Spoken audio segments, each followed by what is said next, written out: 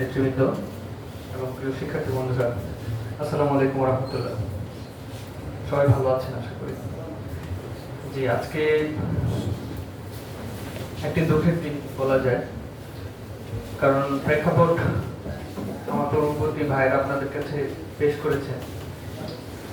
আপনাদের কয়েকটি বিষয় আমি একটু দেখাতে চাই বা বোঝাতে চাই যে জেনারেশন জেড বা জেনজি, যে জেনারেশনটা যার মাধ্যমে এই জুলাই 24 আন্দোলনটা সফল হলো, যখন শেখ হাসিনা এদেশে ক্ষমতায় আসে 2008 সালে, তখন আমাদের এই বয়সের ম্যাক্সিমাম ছাত্র ছিল, যেমন আমি 2008 সালে ছিলাম ক্লাস 4-এ।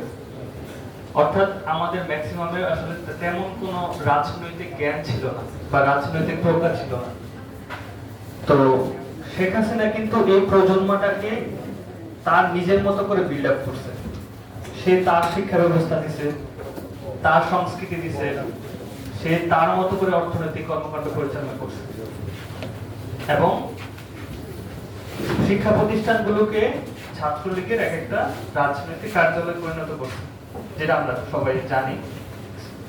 তো একটা ব্যাপার দেখেন যে মানুষ তো এই জন্যই মানুষ যে সে স্বৈরাচারী আচরণ দেখতে দেখতে সে তাকে যেহেতু বিল্ড আপ করছে ওই স্বৈরাচারী, কিন্তু সে কিন্তু এটাকে সাপোর্ট করে নাই, বরং এটার বিরুদ্ধে চলে গেছে এবং বিরুদ্ধে একটা গণজোয়ার তৈরি হচ্ছে 2024-এ।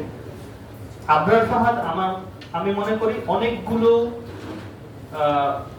বড় বড় কারণের মধ্যে আবরার ফাহাদের হত্যাকাণ্ড শেখ হাসিনার পরাজয়ের অন্যতম একটা কারণ।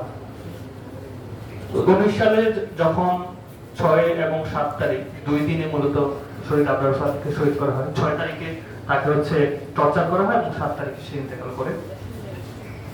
তো এই যে শহীদ আবরার ফাহাদ একটা মেধাবী মুখ, যে কুষ্টিয়া জেলা স্কুলের ছাত্র, নটরডেম কলেজের ছাত্র, বুয়েটের ছাত্র। তার মানে একজন ছাত্র হিসেবে স্কুল লেভেলে সবচেয়ে ভালো ছাত্র যেখানে পড়ার কথা, কলেজ লেভেলে যেখানে সবচেয়ে ভালো ছাত্রটা পড়ার কথা, এবং বিশ্ববিদ্যালয় বা ইঞ্জিনিয়ারিং ইউনিভার্সিটি লেভেলে যে ছাত্রটা সবচেয়ে ভালো প্রতিষ্ঠানে পড়ে, আবরার ফাহাদ ওই রকম ক্যাটাগরি একটা ছাত্র।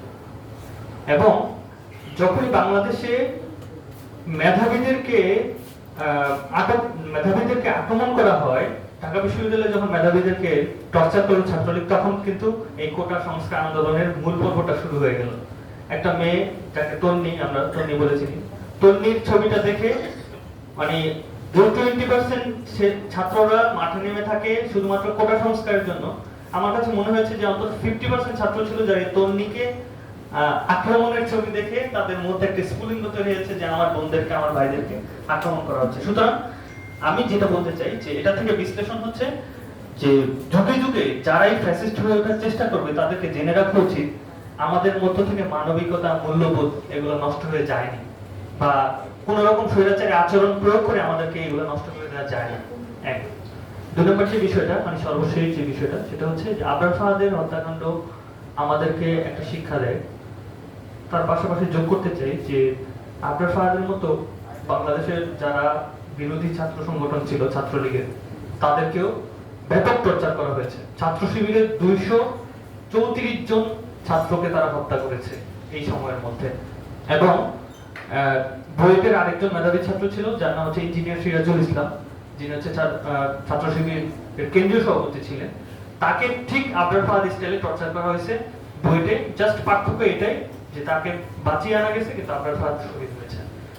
এবং আমাদের এখান থেকে প্রশাসনকে বা আমাদের নারায়ণগঞ্জ প্রশাসন তো এটার জন্য খুব বেশি কিছু করতে পারবে না, কিন্তু বাংলাদেশের প্রশাসন, রাষ্ট্র, আদালত এখন পর্যন্ত আবরার ফাহাদের হত্যাকাণ্ডের সুষ্ঠু কোনো সমাধান করতে পারেনি। 20 জনকে মৃত্যুদণ্ডের যদিও আদেশ দেওয়া হয়েছিল, আর 5 জনকে যাবজ্জীবন কারাদণ্ডের আদেশ দেওয়া হয়েছিল, কিন্তু এই কারাদণ্ড বা এই মৃত্যুদণ্ড আদৌ কি বাস্তবায়ন হবে, এটা এখন কিছুটা ভুট্টো সাহেবের কথার মতো হয়ে গিয়েছে। সুতরাং আমরা এই রাষ্ট্র তো আসলে 24-এর মাধ্যমে চাইনি। প্রশাসনের কাছে আমরা অনুরোধ করবো এই ব্যাপারগুলো আপনারা আপনাদের হাই টেবিলে তোলেন। আমাদের অনুরোধ ছাত্র সমাজের পক্ষ থেকে, ছাত্র সংগঠনের পক্ষ থেকে, যে আসলে আমরা এই তামাশা আসলে দেখতে দেখতে আমরা অভ্যস্ত। আমরা শেখ হাসিনাকে যেহেতু দেখে ফেলছি, এর চেয়ে বড় তামাশা তো আর আমাদেরকে দেখার লাভ নেই। সুতরাং আমরা সকল তামাশা বুঝি, আপনারা ব্যবস্থা নেন। আমাদের জন্য, আপনাদের জন্য আমাদের পক্ষ থেকে দোয়া থাকবে। এবং এই প্রজন্ম যেহেতু একবার দাঁড়িয়ে গেছে, বাংলাদেশের প্রজন্ম যেহেতু রাজনৈতিক সচেতন হয়ে গেছে, সুতরাং আমাদেরকে আর আমাদের ভবিষ্যৎ প্রজন্মকেও আর রাজনীতিতে অজ্ঞ প্রজ্ঞাহীন বলে মেনে নেওয়া বা স্বীকার করার কোনো কারণ নেই। আমরা যেমন সচেষ্ট ছিলাম তেমন সচেষ্ট থাকবো। সমৃদ্ধ বাংলাদেশ গড়ার লক্ষ্যে আমরা সবাই, সব ছাত্র সংগঠন, সব ছাত্ররা কাঁধে কাঁধ মিলে কাজ করবো ইনশাআল্লাহ। জি, ধন্যবাদ সবাইকে।